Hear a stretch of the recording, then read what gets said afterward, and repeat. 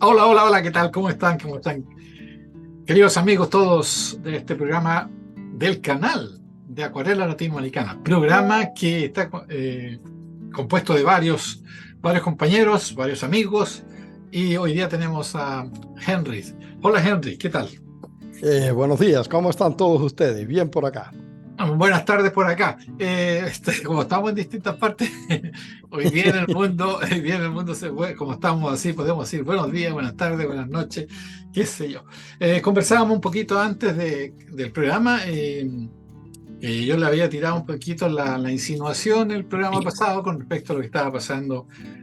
Bueno, la relación que él tiene, digamos, con su familia y el conocedor de Rusia, conocedor de todo ese sector, que es muy importante saber cómo se vive por allá, qué sé yo, pero hoy día va a hablar del conflicto geopolítico Rusia-Occidente, nuestro querido amigo Henry. Cuéntanos, es muy interesante ya que hoy día está muy latente todo esto y la propaganda va y viene y por ambos lados y nunca se sabe realmente lo que es. Es difícil de creer a veces de lo que se está diciendo. Correcto, gracias. Bueno, querido amigo Oscar y todos los seguidores del programa, le quiero decir que vamos a tratar, vamos a tratar el tema del conflicto precisamente de Rusia con Occidente, porque no es un conflicto entre dos países. Se habla del conflicto de la guerra Ucrania-Rusia, no, es un conflicto geopolítico global que se está dando.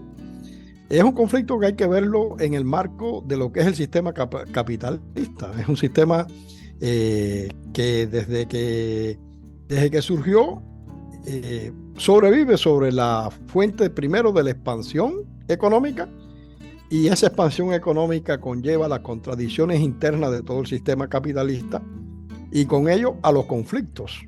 Conflictos que nos han llevado a una primera guerra mundial y a una segunda guerra mundial, y en estos momentos se habla de que de facto estamos ya en una tercera guerra mundial. Otros especialistas dicen que no, de que se quiere evitar una tercera guerra mundial, aunque el conflicto está bastante avanzado, ¿no?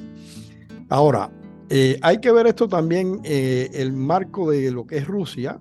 Rusia, eh, vamos a remontarnos los tiempos en que Rusia se estableció como una gran potencia en los siglos, a partir del siglo XIV se fortaleció y logró alcanzar la inmensidad de territorio continentalmente, mientras que Europa occidental hizo una expansión con el modelo capitalista a través de las vías marítimas, como fue Portugal, España, Inglaterra sobre todo, y después Francia también, y los holandeses comenzaron a expandirse por todo el mundo, pero a través de atravesar los océanos. Mientras que Rusia lo que hizo fue un avance no hacia a otras partes a través del mar, sino a través de la expansión territorial, y fue conllevando al alcance de lo que hoy todo es Siberia, y todo eso fue una conquista de lo que es la Rusia original, que era una parte europea, y vemos todo esto, ¿no? En aquel momento existía también lo que era eh, el conflicto también con China, que también era una potencia continental en aquel momento, en la frontera sur de Rusia. Ellos tuvieron fuertes conflictos en ese lugar. Pero bueno, nos queremos concentrar en el conflicto que hay con Occidente. Hay que ver que el marco del conflicto con Occidente se da sobre todo con Polonia. Realmente es con Polonia. Polonia ha sido siempre la cabeza del conflicto con Rusia. Hay que tener en cuenta que en el año 1755 los polacos ocuparon a Moscú. En el 1756 los polacos fueron expulsados de Moscú con una sublevación de las masas populares rusas.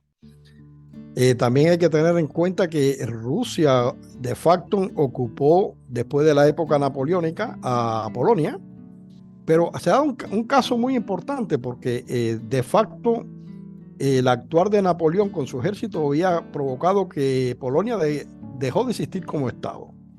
Sin embargo, a pesar de que Rusia incorpora a Polonia, después de la guerra napoleónica, la incorpora a su imperio, resulta ser que le permitió una autonomía muy amplia, con gobierno propio, con parlamento propio y todas esas cosas. Es decir, que Polonia debe su existencia actual a la Rusia zarista en aquel momento.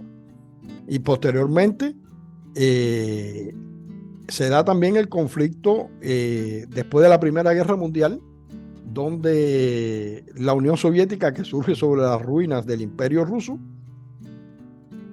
se produce de que Polonia adquirió ciertos territorios a través del Tratado de la Paz de Brest, donde prácticamente más de un tercio del territorio de lo que hoy es Ucrania y un tercio de lo que es el territorio de lo que hoy es Ucrania, Bielorrusia, se lo cedieron a Polonia. Después de la Segunda Guerra Mundial, o en los albores de la Segunda Guerra Mundial, en el 1939, cuando se comienza la Segunda Guerra Mundial, los soviéticos recuperan esos territorios, cuestión que había sido planteado estratégicamente desde antes, no fue una cuestión desde ese momento. Y aquí se da un conflicto muy grande, porque ahí entra la propaganda que dicen de que Alemania y la Unión Soviética atacaron a Polonia para deshacerla. Y realmente cuando la Unión Soviética entra en esa guerra, la Unión Soviética no entra contra Polonia. Ya Polonia había dejado de existir, había sido ocupada por la Alemania nazi, y la Unión Soviética lo que le reclamó a Hitler, le dijo: o nos da los territorios que anteriormente pertenecían a nosotros, o vamos a la guerra. ¿Por qué razón en aquel momento Hitler se retira? Inclusive le entrega sin combatir los territorios de la parte oriental de aquel momento de Polonia, en lo que hoy es Ucrania occidental y lo que es Bielorrusia occidental, esos territorios, y entonces se corren las fronteras. Aquí se da un problema, y vamos a entrar ya a hablar de lo que es Ucrania. Ucrania, la palabra Ucrania significa más allá del límite, o el límite, o el lindero de una cosa. Es lo que significa la palabra Ucrania. Y en este lindero, realmente Ucrania no existió nunca como Estado. Hasta 1918, después de la Revolución de Octubre, y surgieron dos Ucranias, una Ucrania popular en la parte de lo que es lo que hoy es el Donbass, y otra Ucrania en lo que es la parte central de lo que es Ucrania actual. Aquí se da una cosa muy importante, porque cuando el Imperio Ruso, que Ucrania no existía como Estado ni como nada de eso, la parte del norte, casi toda la parte norte de lo que es Ucrania, era lo que se llamaba Malarus, es decir, la pequeña Rusia. La parte oriental, que es el Donbass y esas zonas conflictivas que se han dado en los últimos conflictos, eso se llamaba Nova Rus, es decir, la Rusia nueva, y avanzaba por la parte sur hasta lo que es todos los territorios de Odessa y demás. Estos territorios que Rusia se los había arrebatado al Imperio Otomano, nunca llevaron el nombre de Ucrania, y había un pedacito de tierra prácticamente mediterránea que se llamaba Zaporozhye Riech, es decir, era un territorio ocupado por los combatientes, ¿cómo se llamaban estos? Cosacos, los cosacos de Zaporozhye, que ellos habían creado ahí un territorio más o menos que se llamaban hombres libres, que es lo que significa los cosacos, pero que al final se subyugaron por voluntad propia, entre comillas, al Imperio Ruso. Es decir, que Ucrania no existía. Ahora, a finales del siglo XVIII, antes de que comenzara el siglo XX. Espérate, déjame, porque me confundo con lo que es el sueco y el ruso, quizás, y el español. Quizás me puedas ayudar. Cuando son los años 1800 es el siglo XIX, ¿no es así? Correcto. Entonces, a finales del siglo XIX, tanto Alemania como Polonia comienzan campañas para tratar de establecer lo que se llamaba, lo que hoy se llama Ucrania, a través de promover la formación de un idioma y una cultura ucraniana, porque el idioma ucraniano no existía como tal. ¿Qué es lo que hicieron? La parte occidental de Ucrania pertenecía en ese momento al imperio austrohúngaro, que son territorios que supuestamente hoy son los que dicen los polacos que eran territorios de ellos y que los quieren volver a recuperar, que fueron los territorios que posteriormente que la Unión Soviética se vio obligada a cederle a Polonia en aquel momento, ¿no? Pero eso era parte del territorio austrohúngaro en aquel momento. Y aquí se da una cuestión muy importante, que en primer lugar no existe, pero ya a finales del siglo XIX, que te decía que comienza Alemania y Polonia a conspirar para crear una cultura ucraniana y comienzan a darle posibilidades, por ejemplo, los escritores que vivían en esos territorios, de que editaran sus libros para después distribuírselo. Pero le ponían una condición, era la latinización de ciertas palabras o de ciertas partes del idioma, y lo otro era de que fueran introduciendo en el idioma palabras que eran provenientes del polaco, el alemán y otras lenguas europeas. Y así comienza un proceso de lo que se llama la ucranización.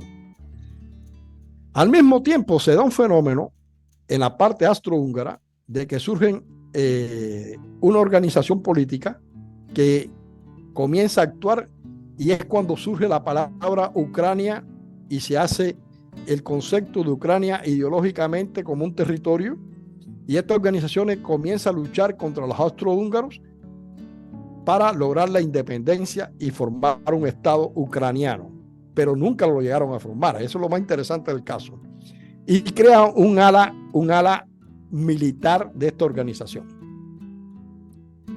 Aquí, entonces, al concluir la Primera Guerra Mundial, que los austrohúngaros deja de existir, el Imperio Ruso deja de existir, surge la Unión Soviética, los polacos, después de la batalla por Varsovia, donde los soviéticos fueron derrotados, y los soviéticos, para evitar que le siguieran avanzando los polacos entonces en contraofensiva, firman la paz de Brest, donde le ceden todos estos territorios a Polonia. Y es de ahí por qué surge de que estos territorios Polonia dice que son de ellos. Pero es una cuestión momentánea. Realmente los polacos tuvieron muy poco tiempo allí como Estado. Pero sí hay que reconocer que una gran parte de la población que habitaba esos territorios eran polacos o de origen polaco.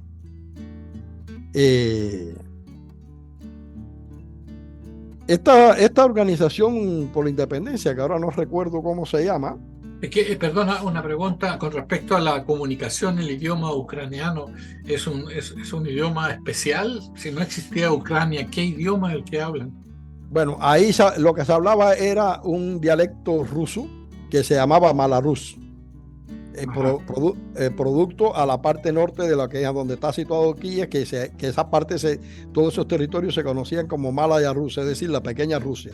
Y se hablaba de lo que es un dialecto ruso, pero ese dialecto lo han convertido políticamente en un idioma.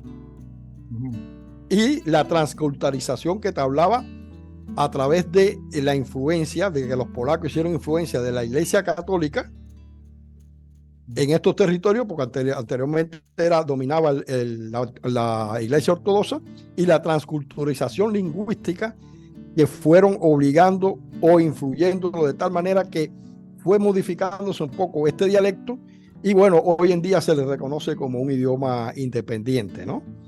Pero es una cosa que fue creada un poco a pujanza de la propia geopolítica y de la política de las naciones circundantes para anteponer, para hacer una anteposición precisamente a Rusia, no era otra cosa. Sí. Por ejemplo, lo que yo escuché de que el presidente de Ucrania habla muy bien el sueco, perfectamente, perdón, el ruso, perfectamente el ruso, pero el ucraniano no lo sabe hablar muy bien.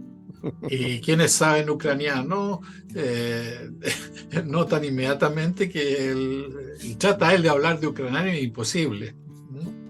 Mira, te voy a caer en el problema idiomático también, pero déjame sí, perdona que me acordé de repente. No, pero es bueno porque me dirige lo que estoy planteando, ¿no?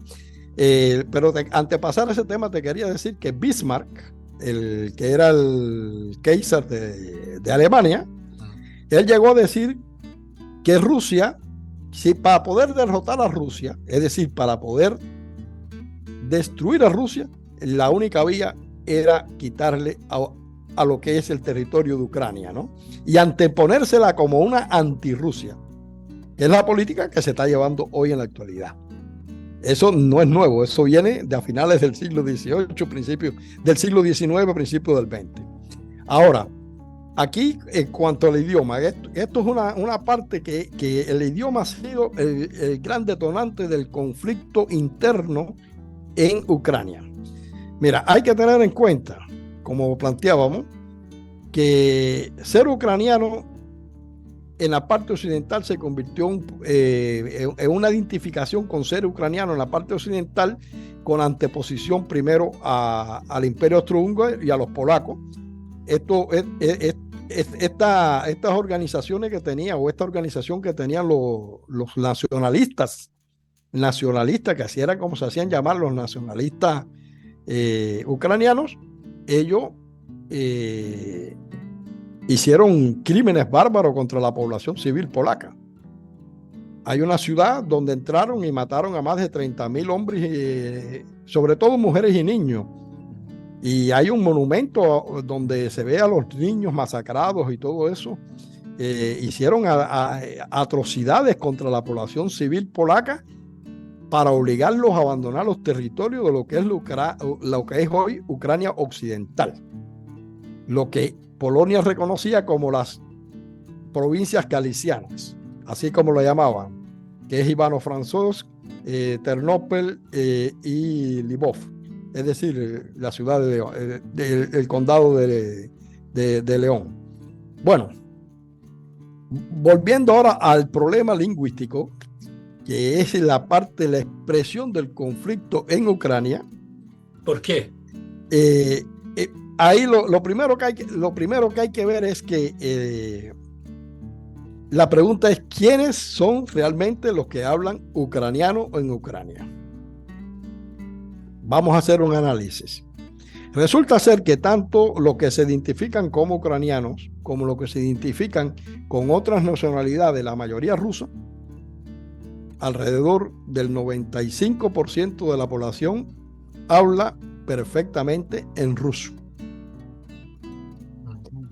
Existen otros grupos nacionales, como son bielorrusos, como son rumanos, húngaros, griegos, judíos, que hablan en muchos casos sus propios idiomas, pero también hablan el ruso. Y realmente este idioma que se identifica como ucraniano, sus orígenes provienen de estas provincias antiguamente que tuvieron un tiempo bajo los polacos. Ahí fue donde más o menos, y ellos se identificaron políticamente, territorialmente y culturalmente como ucranianos, y fueron los que han implanteado el idioma ucraniano. ¿Cuántos son en por ciento? No sé decirte exactamente, pero no sobrepasan el 15% de la población ucraniana. Es decir, ellos han querido imponer el ucraniano como una solución nacionalista dentro de un territorio donde ellos son prácticamente una minoría. Aunque el territorio le han llamado la República de Ucraniana, ¿no? O sea, con lo que tú estás diciendo acá, la gran mayoría de países de Ucrania tienen raíces rusas, digamos, de una u otra forma. más del 66% de la población que vive en Ucrania se identifican como rusos o como descendientes de rusos. Yeah. Y grandes ciudades como por ejemplo de esas fueron fundadas por los rusos.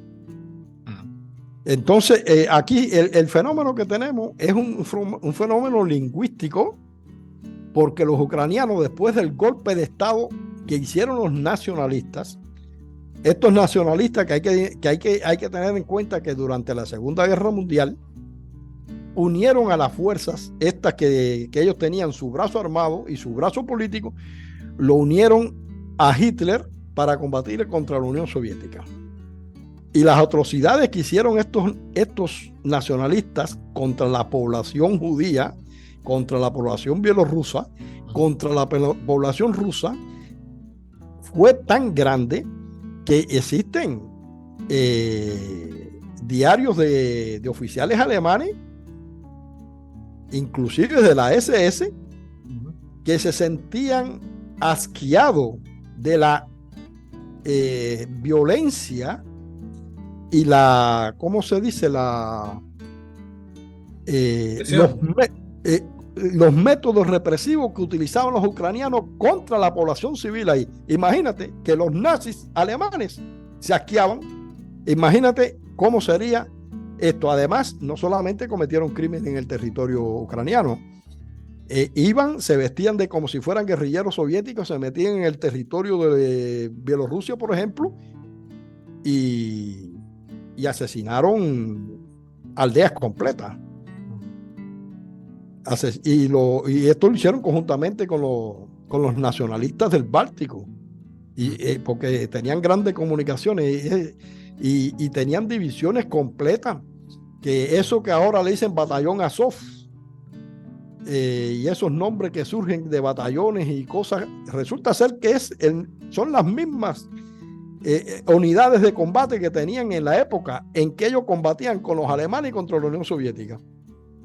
Y lo interesante, que quienes están componiendo esas unidades en lo fundamental son los nietos de aquellos nazis ucranianos que combatían con los nazis contra la Unión Soviética. Son hoy ellos, y entonces están diciendo que no son nazis. Y entonces el conflicto que se da en el Donbass, si ellos no hubieran, así con el golpe de Estado que dieron y todo, si ellos no hubieran intentado prohibir por ley el idioma ruso y obligar que en las escuelas del Donbass no se hablara ruso, ni se impartiera clase en ruso, posiblemente el conflicto no se hubiera dado. Pero cuando quisieron prohibirle el ruso a la gente del Donbass, el Donbass se levantó en armas. Bueno, eso es lo que tenemos en esta parte. Ahora, aquí hay un conflicto que viene del concepto que hablaba de Bismarck, de tratar de arrebatarle a Ucrania para convertirla en una antirrusia.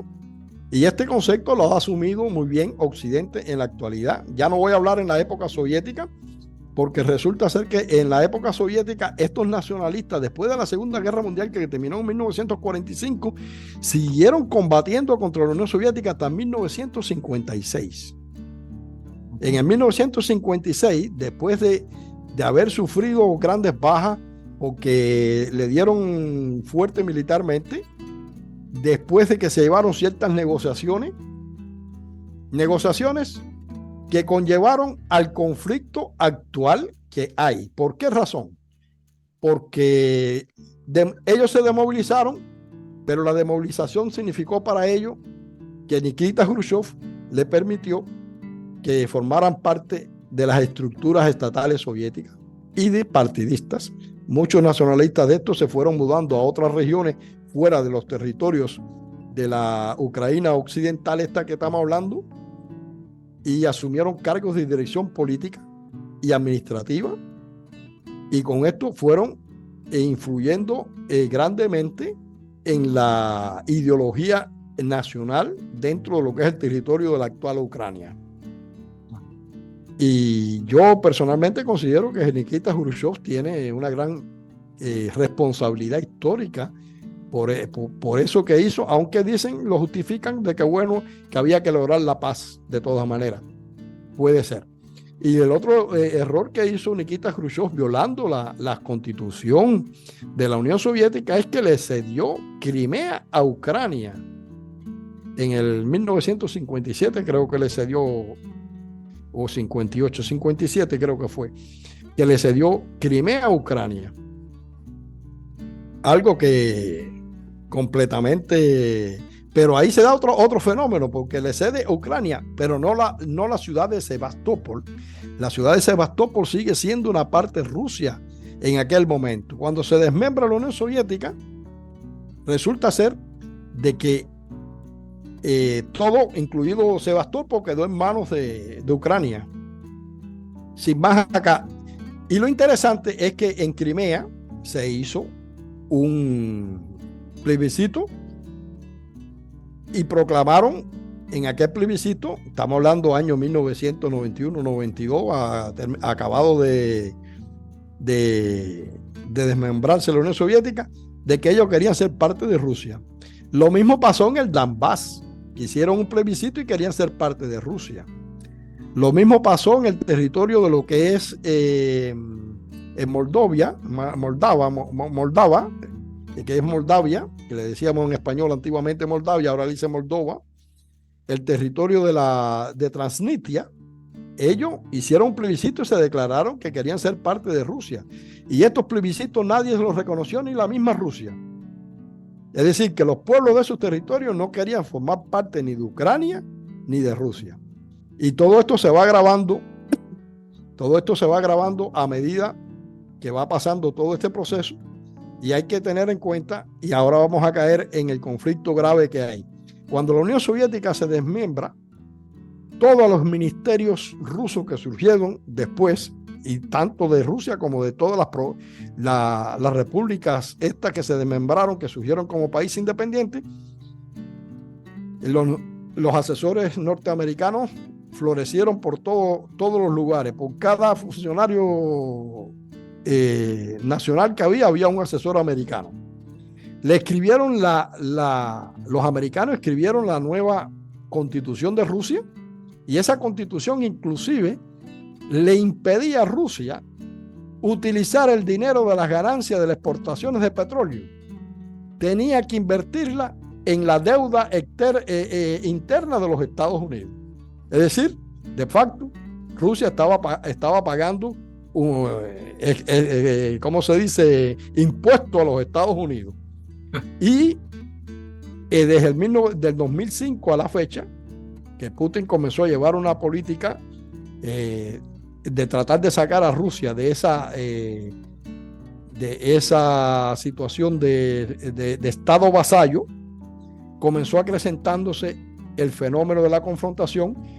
No entiendo por qué razón los americanos le permitieron a Rusia quedarse con el armamento atómico, y eso fue lo que ha impedido hasta el día de hoy de que Rusia exista.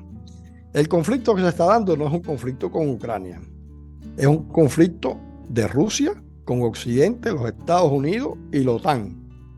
Y esto está enmarcado en un conflicto mayor donde inclusive China tiene una parte en este conflicto geopolítico que se está dando.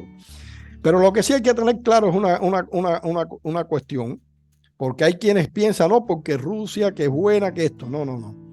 Hay que ver y tener bien claro que esto es un conflicto intercapitalista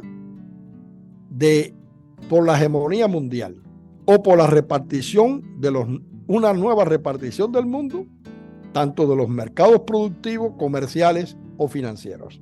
Eso es lo que está pasando. ¿Qué significa esto? No piense nadie si los Estados Unidos sea derrotado, incluso vamos a suponer teóricamente que los Estados Unidos existir, de que el mundo va a mejorar mucho. No, va a haber ciertas mejoras en algunas cuestiones hasta que le sea conveniente a la potencia que tome la hegemonía. Pero el imperialismo va a continuar, sea chino, sea ruso, sea brasileño. Cuidado, que los brasileños están en punta, y cuidado con Nigeria en África. Nigeria tiene 225 millones de habitantes y está apuntando a convertirse en una potencia local y con potencialidades de convertirse en una potencia hegemónica mundial también. Así que cuidado con esto, ¿no? ¿Qué es lo que yo quiero decir? Que para acabar una situación de que haya una justicia social a nivel global, tiene que desaparecer el capitalismo. ¿Por qué lo vamos a sustituir? Yo no quiero emplear la palabra ni socialismo, ni comunismo, ni nada de eso. Pero hay que cambiar el orden internacional y esto va a ser demasiado difícil o casi imposible porque los imperialistas están dispuestos a emplear las armas de exterminio en masa para impedir esto. Eso hay que tenerlo muy, muy presente. ¿Crees tú que eso de impedir que eso suceda puede llevar a un conflicto mundial? Exactamente. Pero eso ya sería lo último, sería la desaparición de todos nosotros. Bueno, en el 2022, Lavrov hizo una declaración. Lavrov es el ministro de Relaciones Exteriores de Rusia, que dijo, el año pasado, es decir, se refería al 2021,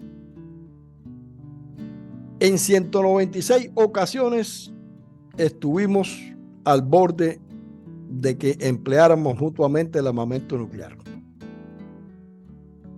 Eso te lo dice todo. Empieza uno y ya los demás comienzan. Sí, ya cuando se suelte una chispa, eso no hay quien lo pare. Ahí va a ser terrible eso. Va a ser terrible. Bueno, nos quedan como 5 minutos. Sí, nos quedan alrededor de 5 minutos. Por desgracia, este conflicto es mucho más... Pero podemos seguir. Quizá a lo mejor este sería una parte y seguir la próxima para profundizar un poco más. Pudiéramos hacerlo porque a mí me interesaría exponer cuál es el conflicto que hay dentro de Ucrania, que aunque lo tocamos, las bases históricas anteriores no hemos visto qué es lo que está pasando dentro de Ucrania, lo cual ha sido utilizado por los Estados Unidos y los países de la OTAN.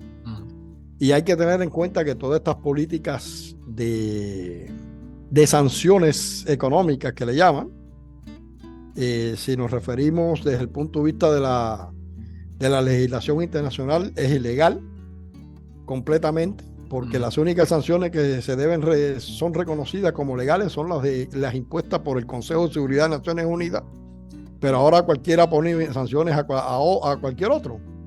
Y lo otro que tenemos que tener en cuenta es que nos están tratando hasta cierto punto de vista como tontos, porque nos quieren imponer ciertas cosas, inclusive nos quieren ilegalizar el que podamos obtener información procedente de Rusia. Hoy mismo yo entraba en una página y me decía, un enlace que me enviaron por Facebook. Entro y me dice, les recomendamos que no entre a esto porque esto es un medio que parcial o totalmente está financiado por el gobierno ruso. Pero apriete lo que apriete, no te deja entrar porque está financiado por el gobierno ruso. Entonces, ¿dónde está la supuesta libertad que se habla en Occidente? Claro, por ejemplo, el RT, que tanto yo lo veía, todo, no lo puedo ver. No puedo ver el RT. Y así, o sea, la información está muy, muy dirigida por parte de los intereses de Occidente, digamos. Exactamente. Claro. Y ahí viene la propaganda negativa y todo. Bueno, para esto es medio, tratar de decir la verdad, como sea. Exactamente. Tratar de mantenernos, digamos, en una posición central de comprensión de las situaciones. Justamente, porque nunca se sabe qué lo que es verdad y lo que es mentira, sino que hay que sacar sus propias conclusiones y ver la historia. Es muy interesante lo que tú estás relatando históricamente, lo que es Ucrania, o sea, cómo se forma Ucrania.